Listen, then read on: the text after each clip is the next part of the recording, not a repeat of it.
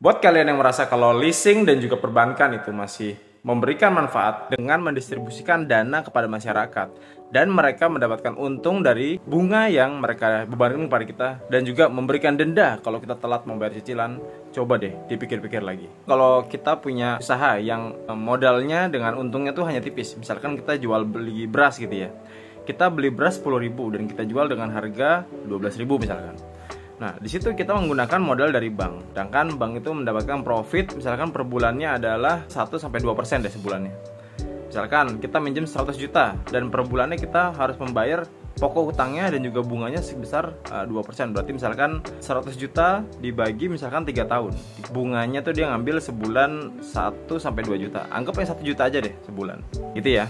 Terus kita dapat untung 2.000 per transaksi misalkan. Dan satu hari kita mendapatkan minimum 50 transaksi. Berarti satu hari kita dapat keuntungan adalah 100.000. Karena 2.000 rupiah dikali 50 transaksi itu jadi 100.000. Anggap kalau usaha ini bakalan lancar. Kita anggap usaha ini masih baru ngerintis dan kita masih belum punya banyak customer. Sehari keuntungan kita 100.000. Sedangkan kita harus bayar ke leasing ataupun pihak perbankan yang memberikan pendanaan kepada kita sebesar 1 juta aja deh sebulan. Ini bunganya rendah gitu ya. 1 juta sebulan berarti satu hari kita kalau dibagi 30 berarti kita harus setor kepada mereka adalah 30 ribuan sehari. Ini dalam catatan kita sehari dengan 50 transaksi. Pertanyaan saya, gampang nggak mendapatkan 50 transaksi sehari dengan kita berjualan dan jualan itu baru mulai? Misalkan usaha itu udah mulai pun, apakah bisa konsisten dan stabil kalau kita sehari minimum 50 transaksi per hari? Itu yang jadi pertanyaan saya. Dan yang kedua, selain biaya untuk membayar bunga itu, kita juga apakah bisa untuk membayar sewa tempatnya, biaya karyawannya, biaya pemakaian listrik, air dan lain-lainnya untuk operasional usaha tersebut? Kalau dihitung-hitung mungkin kalau misalkan operasional kita sehari 80.000 tanpa pakai karyawan ya, 50.000 sampai 80.000 sehari. Itu berarti keuntungan kita sehari cuma 20.000. 20.000 dikali 1 bulan, berarti kita dapat keuntungannya cuma 600.000. Nah, pertanyaan saya, apakah dengan 600.000 sebulan teman-teman masih bisa hidup? Dan apakah dengan 600.000 sebulan bakalan membuat duit modalnya tadi yang 100 juta tadi bakalan sedikit-sedikit bakalan kita pakai untuk kebutuhan sehari-hari?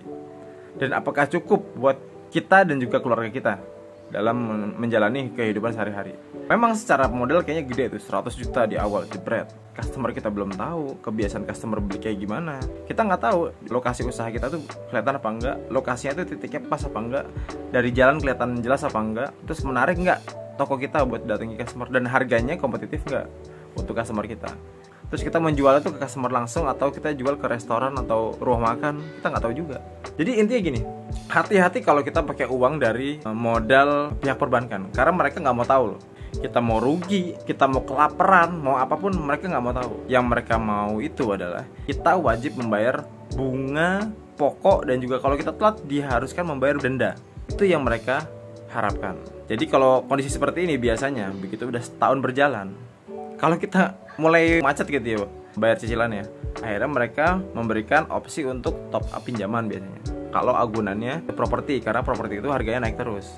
Ini sama dengan teman-teman yang punya kasus rekening koran. Jadi rekening koran itu misalkan 1 tahun atau 2 tahun nggak perlu bayar pokok utangnya, cukup bayar bunganya aja tiap bulan. Ini seakan-akan kayak membantu tapi padahal mencegah kita secara perlahan. Itu jatuh tempo kita nggak bisa bayar, dia memberikan top up lagi.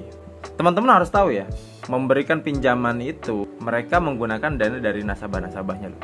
Dari kita yang kita tabung atau kita depositokan kepada pihak perbankan, dan mereka menggunakan uang itu sebagai perputaran usaha supaya bisa memberikan atau menyalurkan dana pinjaman kepada masyarakat lagi. Itu namanya bisnis uang, dan bisnis uang dari uang menjadi uang lagi dan ada tambahannya. Ini dalam kategori riba dalam agama Islam. Semoga bisa menjadi pembelajaran untuk hati-hati dalam meminjam uang dari pihak perbankan maupun dari pihak leasing dan lain-lainnya, baik untuk yang katanya hutang produktif maupun hutang konsumtif. Kalau buat saya hutang itu semuanya jelek. Kalau bisa kita jangan berhutang, dan saya hanya berhutang apabila itu untuk melanjutkan kehidupan saya, atau kalau saya kena musibah, amit-amit ya, jangan sampai. Kalau untuk usaha ataupun untuk membeli suatu barang, haram buat saya mulai 2020 kemarin untuk berhutang.